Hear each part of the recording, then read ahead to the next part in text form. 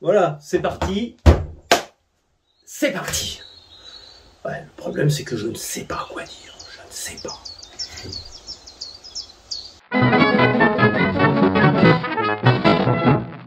Bon, j'ai réglé tout là.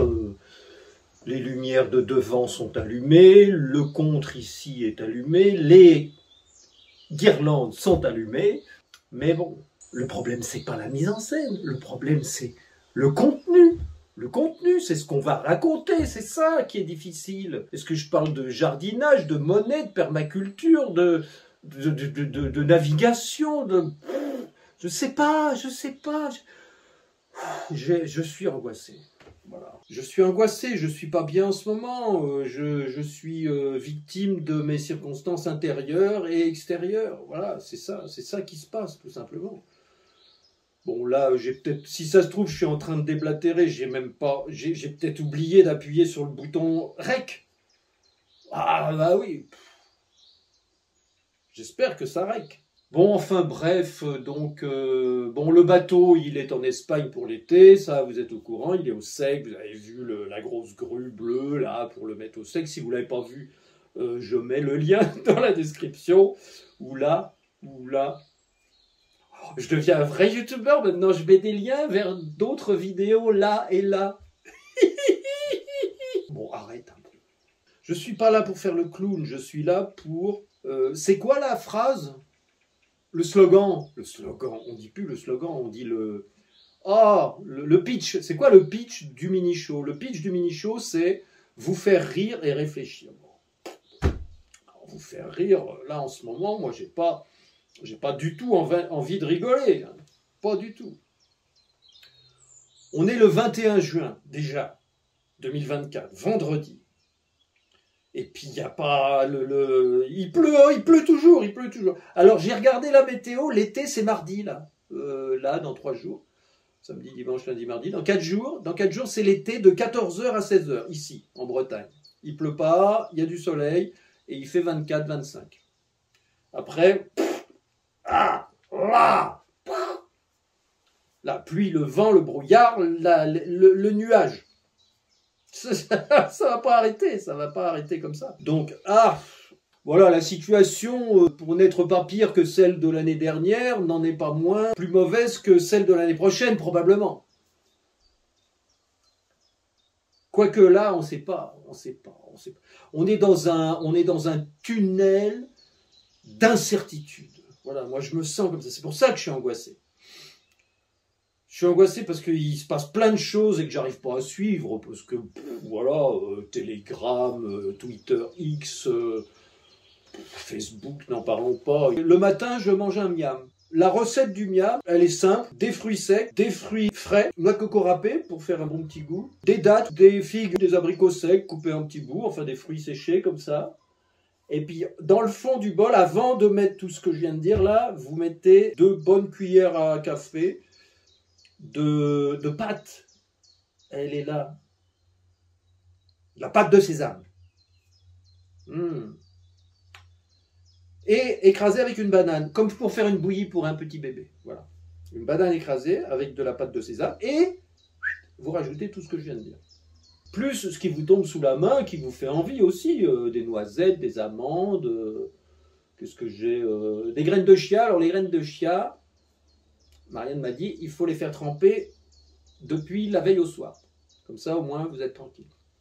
Parce que comme ça, elles absorbent de l'eau et elles deviennent mieux à digérer, il y a un truc. Et puis des graines, voilà, toutes les graines que vous avez. Vous pouvez mettre des graines de tournesol, des graines de courge, tout ça. Pareil, les amandes, les noisettes, c'est des graines. Hein. Donc voilà, il est 20h30 peut-être là maintenant. On est le 21 juin 2024. Et il fait gris, il pleut, il y a du vent et il fait froid. Comme depuis... l'automne dernier. Donc déjà, rien que ça déprime. Déjà, rien que ça, moi j'ai le moral à 0. Vous, je sais pas, vous me le mettez en commentaire, ce que vous en pensez. Bon, on va pas parler de la météo non plus pendant 1 heure, hein? Mais bon, quand même, voilà, ça c'est un point difficile à supporter, qui mine, ça me mine. Par ailleurs, il y a la situation géopolitique. On est dans une bascule monstrueuse en ce moment, une bascule monstrueuse. Je vous signale en passant que l'Empire américain, qui avait des bases dans le monde entier, qui dominait la planète entière en achetant toutes ses ressources, tout ce qu'il voulait, en imprimant des dollars, et qui donc était en train de devenir un empire planétaire. Cet empire-là, il est en train de se casser la gueule, big time, de tomber, de s'écrouler, de s'effondrer. Et il y a en émergence en face les BRICS, tous les pays qui essayent d'être un petit peu plus indépendants, qui essayent de s'échapper de la domination hégémonique de l'empire américain.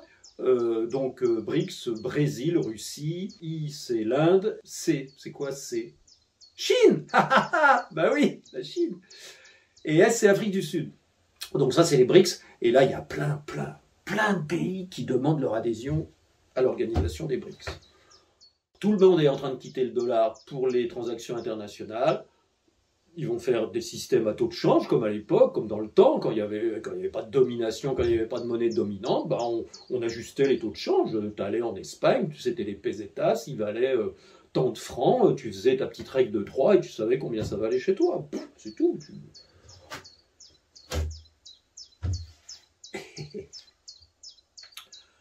Donc voilà en fait où on en est.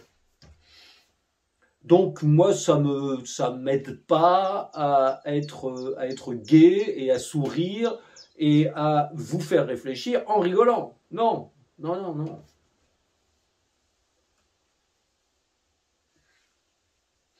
J'ai appuyé sur le bouton là, mais si ça se trouve, c'était pas du tout ça que je voulais dire.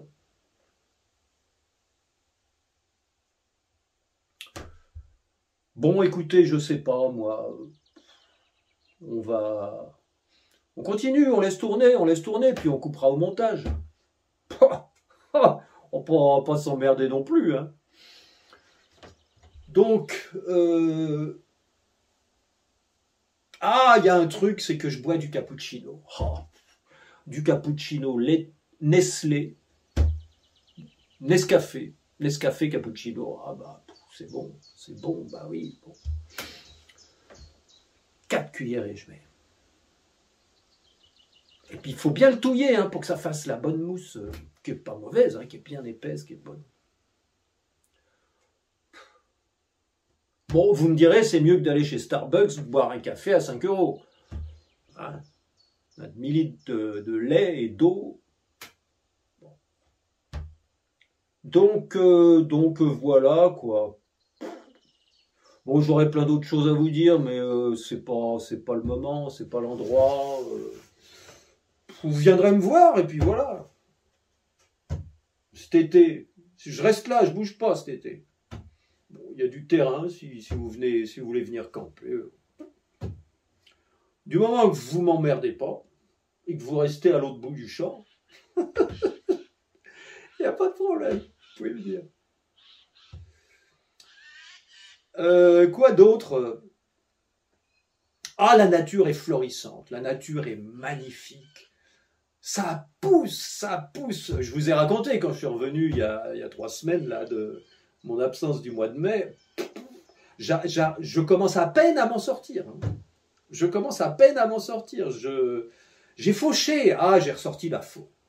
Alors là, moi, si je vous conseille un truc pour faire de la méditation, tout en jardinant, tout en défrichant des petits coins de votre terrain que vous n'arrivez pas d'habitude à maîtriser parce que votre tondeuse bourre ou même votre débroussailleuse, ça va trop haut, et ben vous prenez la faux.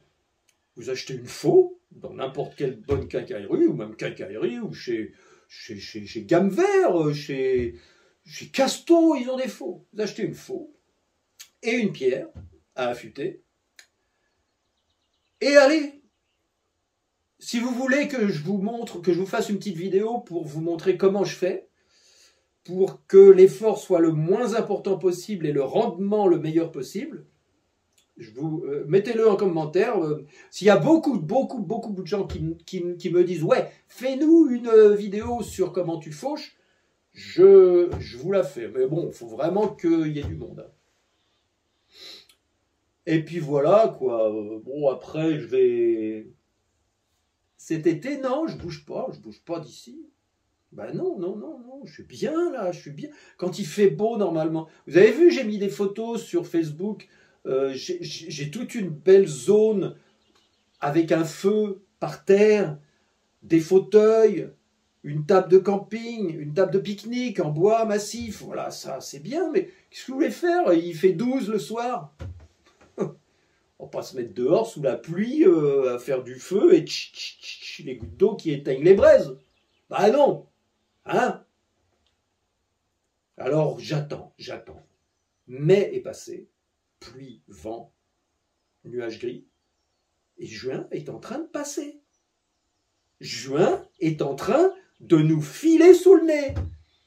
Non mais oh, mais merde! Donc voilà. Bah, écoutez, merci de m'avoir écouté, ça me libère un petit peu, quoi.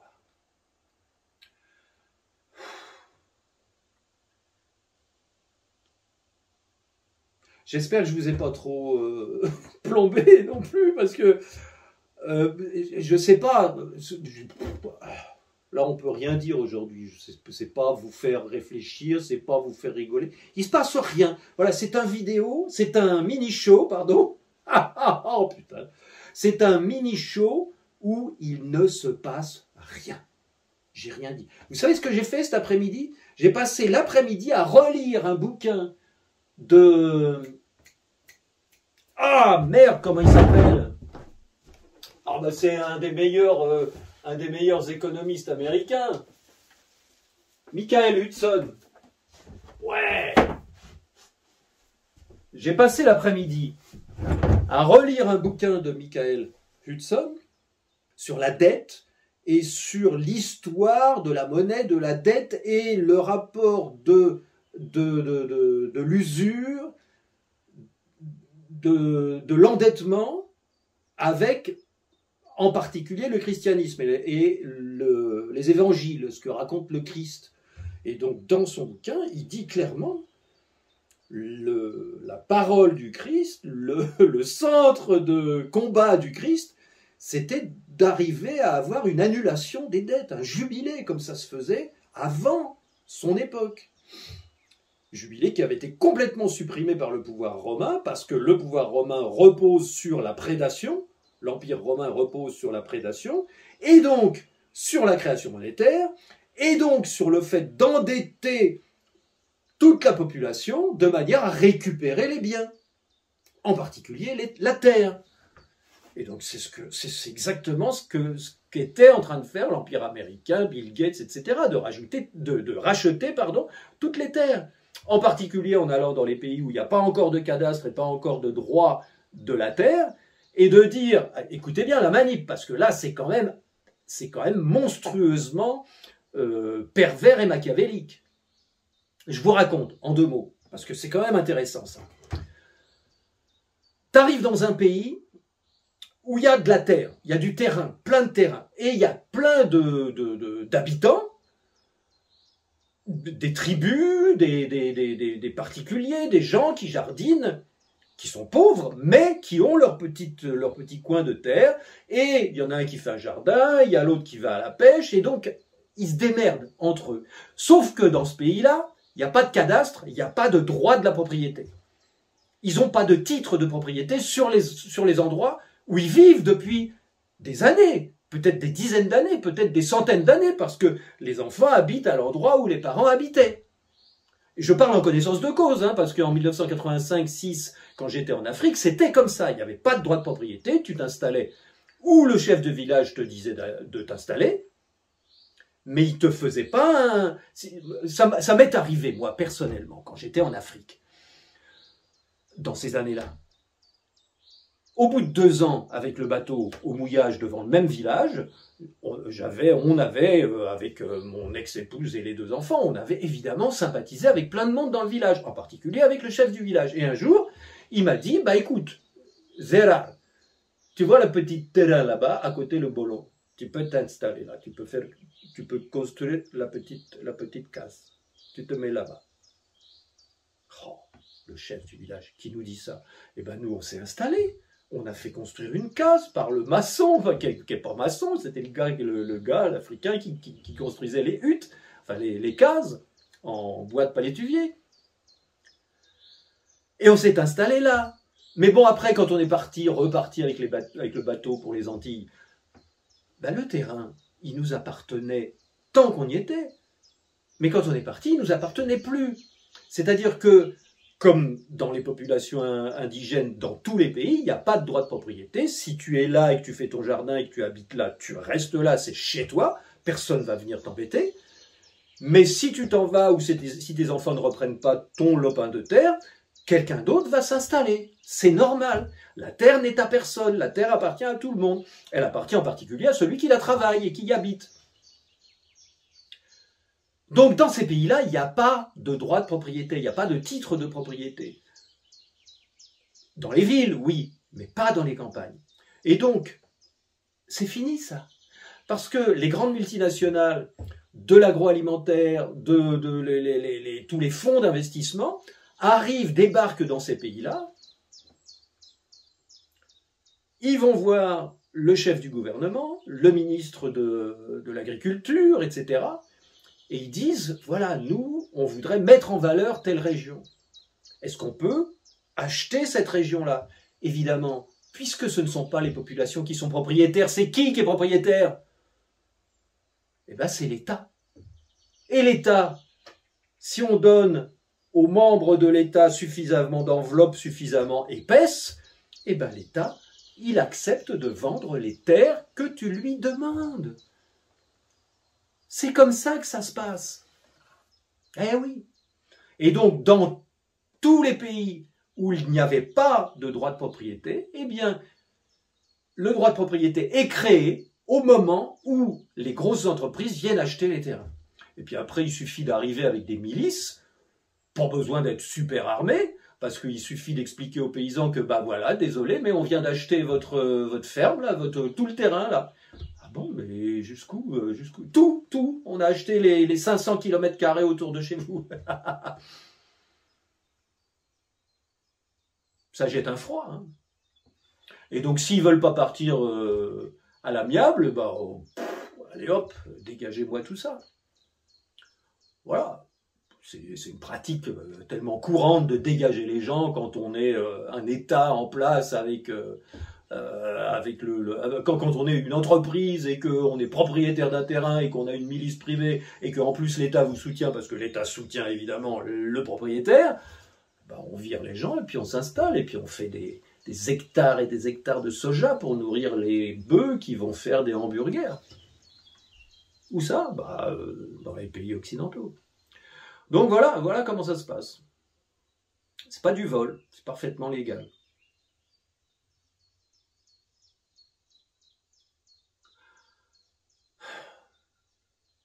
Et donc ça fait 5000 ans que ça dure cette histoire. Parce que dès les époques de Sumer, Babylone, toutes les époques qui ont précédé l'histoire, c'est-à-dire la fin de la préhistoire et le début de l'histoire, toutes ces époques-là, en particulier en Mésopotamie, la technique pour les oligarchies de saisir les terres qu'ils convoitaient et où des paysans travaillaient, c'était d'inciter les paysans à prendre la propriété officiellement de leurs terres. C'est-à-dire les paysans, de leur expliquer que ça serait quand même mieux pour eux qu'ils aient un titre de propriété, pour qu'ils soient sûrs d'être chez eux quand ils sont dans leur jardin. Alors là, on voit la perversité et le machiavélisme du système, c'est qu'à l'époque, les paysans, pour eux, c'était un progrès. Ah bah oui, c'est vrai, attends, on peut se faire virer à tout instant, donc si on a la propriété avec un papier, comme font les Blancs, avec un papier pour prouver qu'on est bien propriétaire de notre jardin et de notre case, ben on sera quand même mieux chez nous, qu'est-ce que t'en penses? oh bah oui, c'est bien. Alors on le fait. Bah oui, on le fait. Hein, les enfants, vous êtes d'accord? Oui. Et voilà. Et le truc machiavélique, eh bien c'est que en période de disette, ou quand le climat ne permet pas d'avoir une bonne récolte, et que les paysans n'ont plus de semences, par exemple, je prends un exemple, mais il y a certainement eu des tas de techniques différentes, mais bon.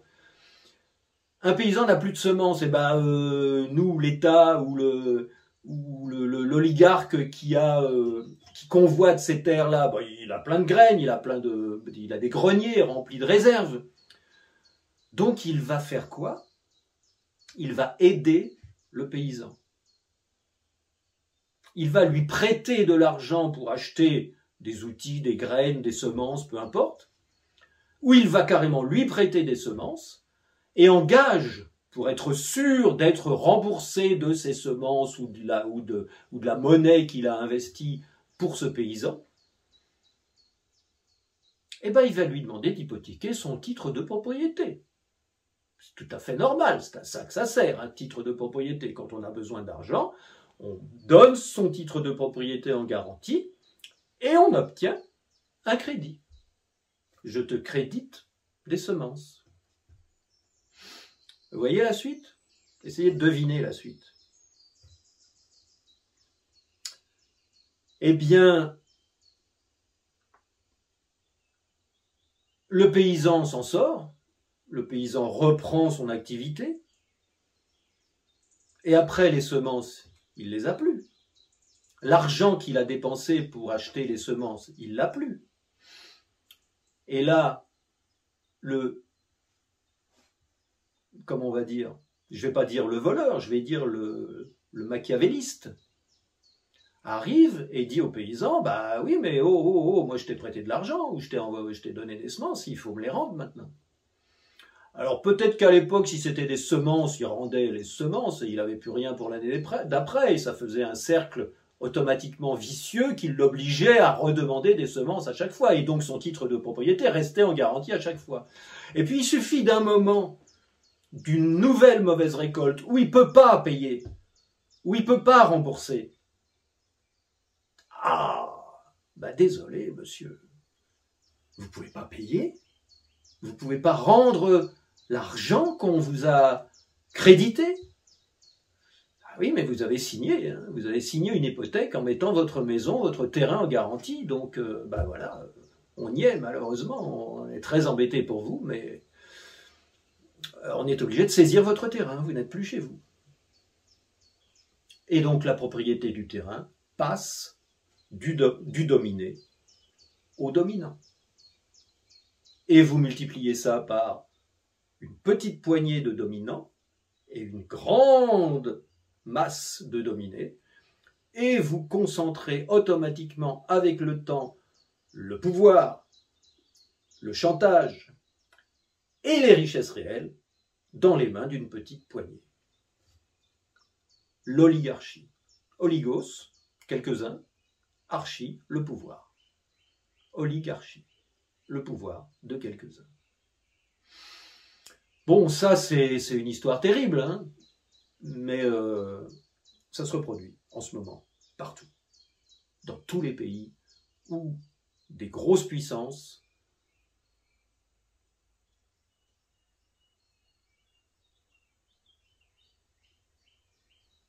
accaparent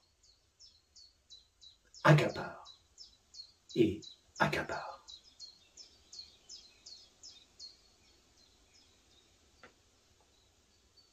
Merci. On n'a pas tellement rigolé, mais il y a de quoi réfléchir.